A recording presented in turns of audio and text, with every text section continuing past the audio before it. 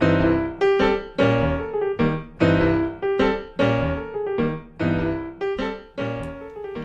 the cording for your light bulbs, you're going to need about 260 inches of 1-inch wide bias. Yikes, but it's doable. So what you're going to do is to take your green fabric, open it up, fold it corner to corner like that. This is right on the middle fold. Take a cut so that you end up with a square. I actually also learned this in Laura Nownes' class that I took. Oh, and I want to say Laura Nownes has a classroom on this site that's perfect for beginners. It's free. Anyone can get into it. So I folded it. Now I'm going to fold it again.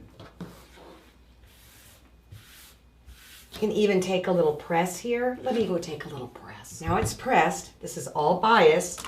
And what I'm going to do is, again, lining it up carefully using the baseline. I'm going to get rid of the fold.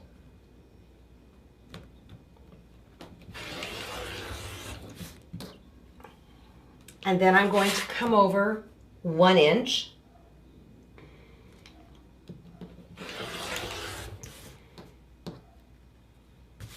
And keep cutting until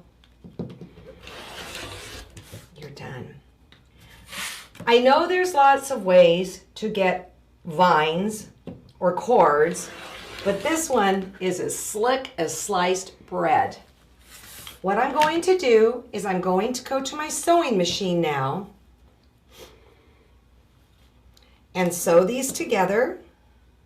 Okay, so it's one long continuous strip.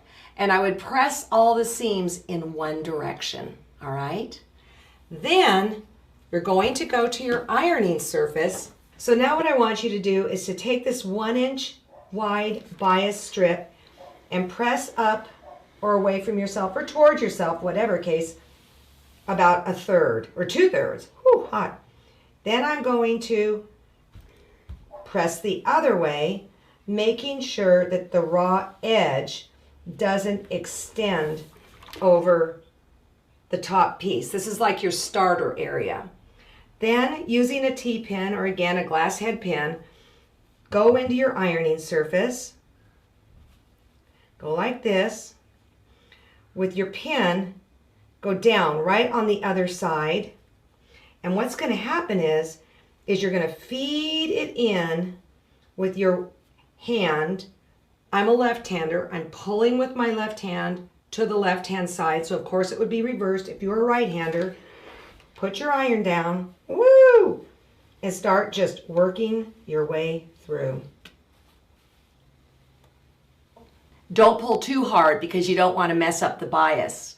Then what I do is I take my toilet paper roll after I have yards and yards and inches of this and just wrap it around it. In fact, I have a toilet paper roll with this much on it so that if I want to do vines or whatever, it's ready to go and I don't have to think about it. Love that technique.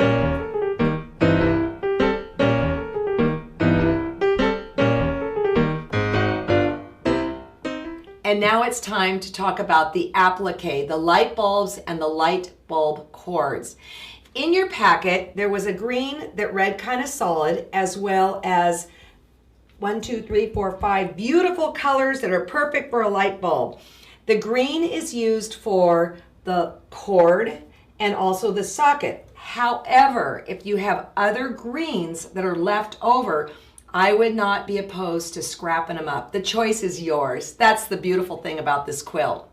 So let's talk about the bulb first. In the pattern, it is cut like this. Honestly, I like this shape a little bit better, where the socket goes all the way up to the edge. So I've kind of redone the pattern to my own liking by drawing it on template plastic and then drawing a line across. It's simply a matter of just shifting the line up to there.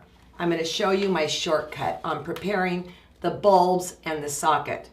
What you need to do is you need to cut of the light bulbs a strip that is 3¼ inches wide, and it needs to be about 18 inches long, all right? Then you also need to cut of the green a strip that is 1¼ inch wide by 18 inches. Then what I do is I sew it together like this and I press open. There are about 8 lights of each color. Not sure if it's exact, but that's kind of about it, and you can get 8 on here. Then, once I've pressed it open, I go to my fusible and I fuse it on to the back. So it would be 3 7/8 strip by 18 inches. Be sure you don't gunk up your iron, okay? Then I take my little socket and a pin, and I put the line drawn on here exactly on the sewn line, and I draw around the shape of my plastic template. A fine Sharpie would work well too. And then I just cut it out with my scissors. Easy as that. I make all of my bulbs, put them in a nice little stack of all the colors, and then it's time to deal with the bias strip. But look at that. How adorable, right? Because this is bias, you get a lot of pliability here to be able to move it the way you want. So how I would do this is you could start down at the cord bottom. Well, let's do that where it plugs in. Let me move this around.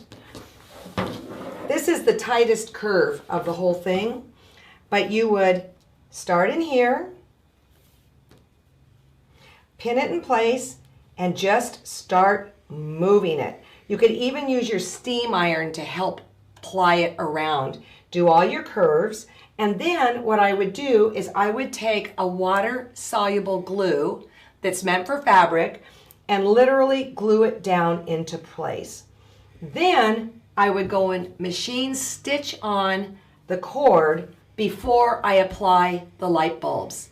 I like to use the blanket stitch with my light bulb because it's raw edge, but you could do zigzag, you can do whatever you want. It's just so easy to do it by machine. So let's talk about the quilting, all right? I took this quilt top to Diane Schweikert. She is a neighbor of mine and she does really great work. Well, we always discuss what sort of designs to do, and I thought, well, you know, because these trees are so angular, I wanted something kind of swirly and curvy, something that softens up the angle of the trees. Then, moving out to the border, my rule is if they're soft and curvy on the inside, there needs to be something geometric on the outside. She simply went in the ditch, in the logs, and then around each shape. Also, on the inner border, she just went on the outside there and there, but we could have just as well gone in here, but it's like this. I wanted to get it done for Christmas, right?